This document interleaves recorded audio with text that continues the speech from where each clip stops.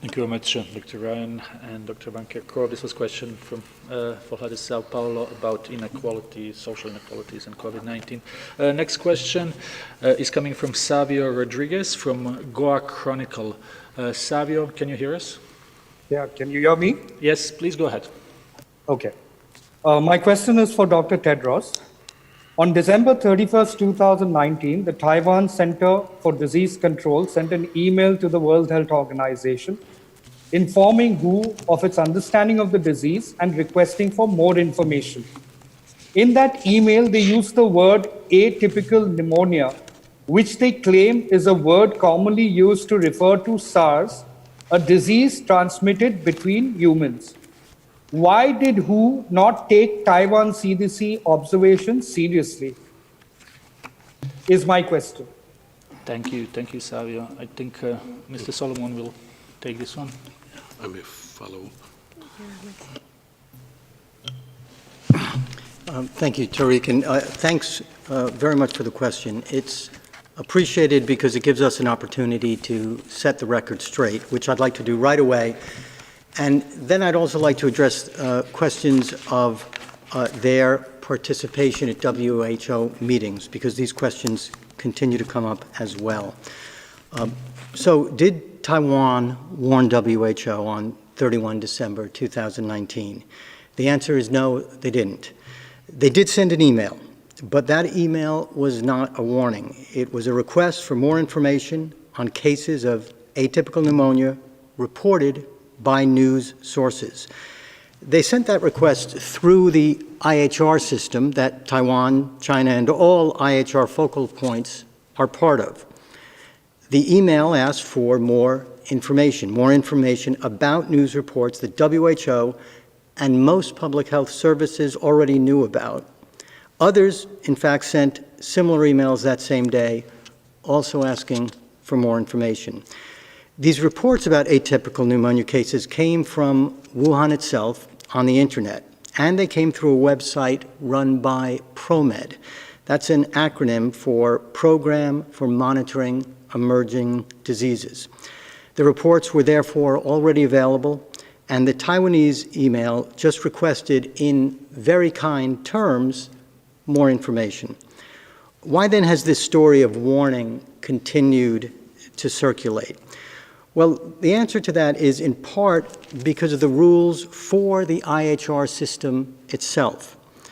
That is the electronic communication system supporting the international health regulations and its focal points from around the world. These focal points around the world are the direct channel to WHO for information about disease outbreaks. The communications are confidential in order to promote openness within the IHR system.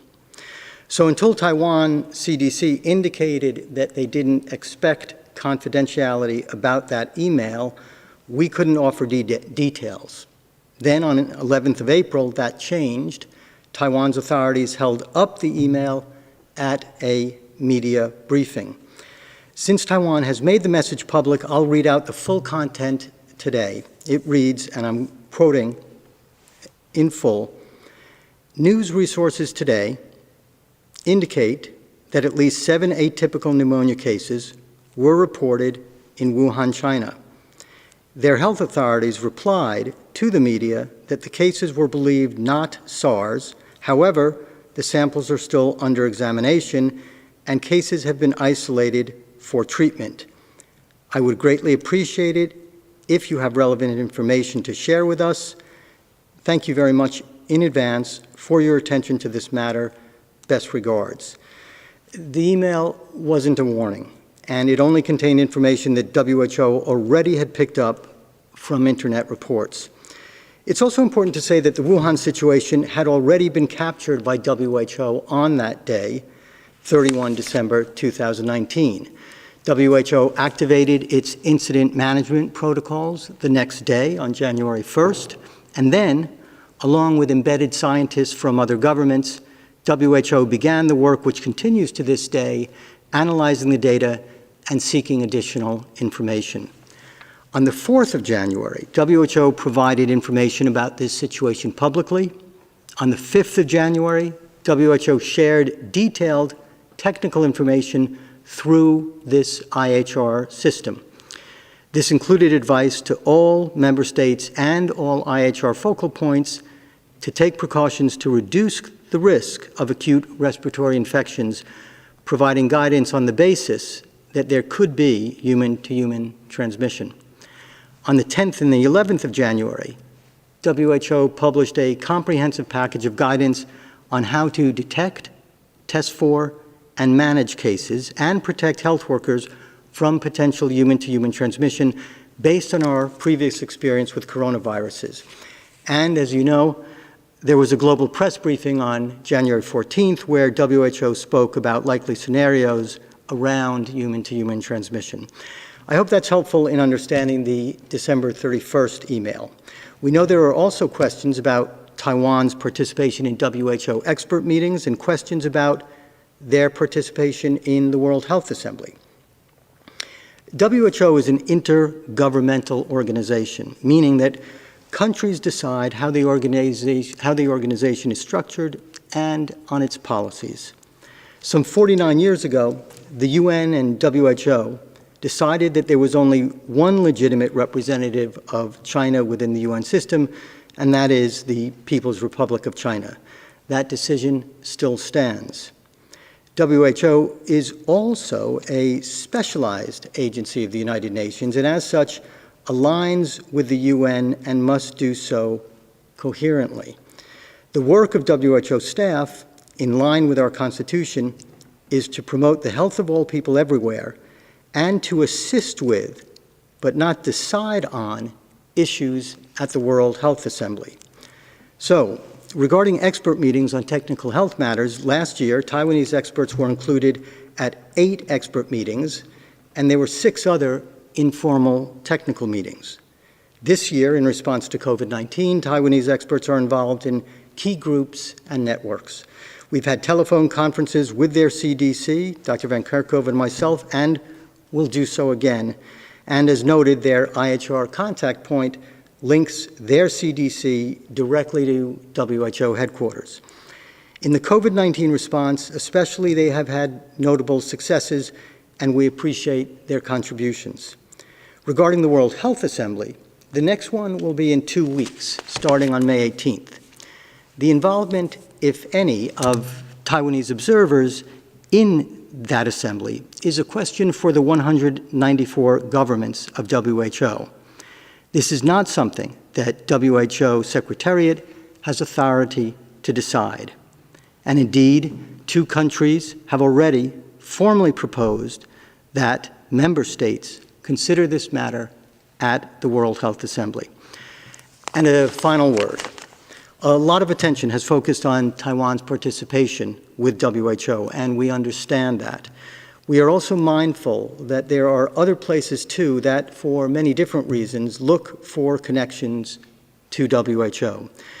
But it is not the role of WHO staff to be involved in geopolitical issues. In fact, our principles of neutrality and impartiality exist to keep us out of those issues and to promote the role of evidence-based science in all our work. Our role, even when we operate in sensitive political areas or in complex humanitarian emergencies, is to follow the rules and policies that member states set out and, working within them, to strengthen health systems and access to health care for all people everywhere. Others may want to add to this. Thanks very much.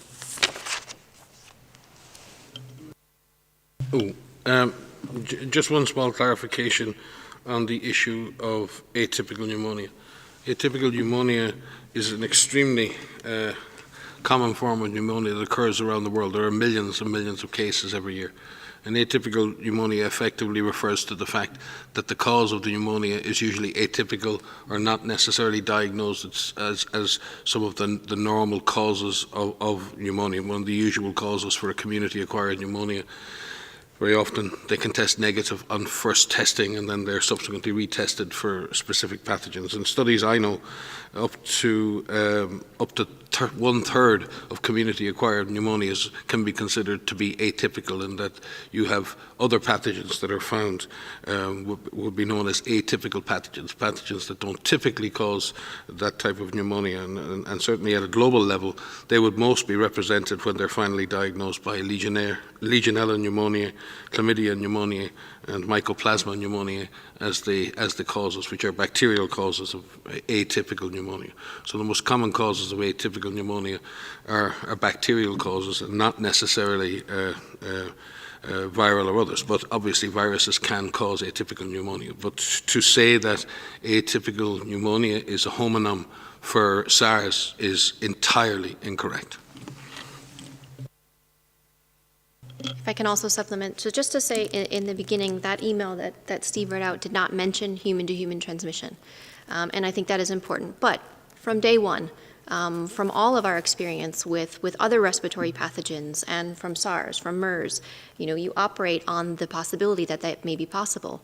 And from the beginning, with our partners, with our global expert networks, with all of our internal staff at the 3 levels of the organization prepared for this. And so even the first notifications that we had through our event information system, which is what Steve has mentioned, which is the IHR mechanism by which we notify all member states and contact points. We talked about protection against acute respiratory infections, and there was details in there about this. And as more information became available, and as more details come from the investigations that are taking place, you modify the guidance. Having said that, our first technical package of guidance that was issued to our emergency directors at all of the regions, to all of the WRs, and made public on our website, put out guidance preventing against human-to-human transmission. And it focused on transmission via respiratory droplets and contact. And in the situation of healthcare settings, focused on the potential for aerosol transmission or airborne transmission when you have, in the context of aerosol-generating procedures. And again, this is based on our experience with other respiratory pathogens, SARS, MERS, influenza.